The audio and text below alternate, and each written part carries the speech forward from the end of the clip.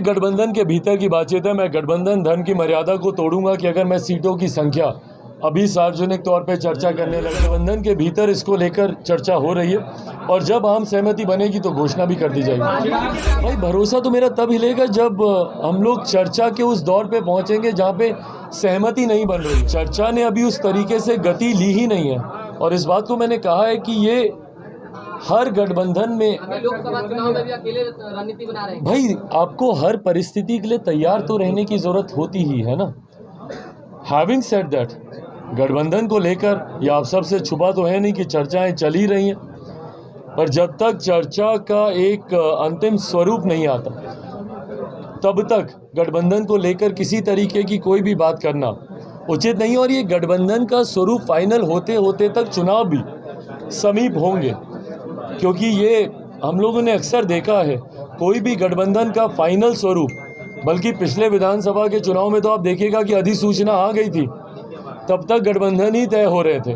मैं अपनी बात नहीं कर रहा, हम लोगों ने तो पहले ही डिक्लेयर कर दिया था कि हम अकेले चुनाव लड़ेंगे, पर तब तक कोई महागठबंधन में था तो उनकी पीठ पे खंजर भोंका गया तो वो दूसरे में चले गए। तो ये स्वरूप आखिर तक बनते बिगड़ते रहते हैं। बट हाँ, तब तक हम लोग अपनी पूरी मजबूत तैयारी हम लोग रखना चाहते हैं। भाई हाँ भाई, ये गठबंधन के भीतर की बातचीत है। मैं गठबंधन धर्म की मर्यादा को तोड़ूंगा कि अगर मैं सीटों की संख्या अभी सार्वजनिक तौर पे चर्चा करने लग जाऊं। ये गठबंधन के भीतर इसको लेकर चर्चा हो रही है और जब आम सहमति बनेगी तो घोषणा भी कर दी जाएगी। भाजपा पर से आपका भरोसा हिला है ऐसा? भाई भरोसा तो मेरा तब हिलेगा जब हम लोग चर्चा के उस दौर पे पहुंचेंगे जहाँ पे सहमति नहीं बन रही हो। चर्चा ने अभी उस तरीके से गति ली ही नहीं है और इस बात को मैंने कहा है कि ये हर गठबंधन में ऐसा ही होता है।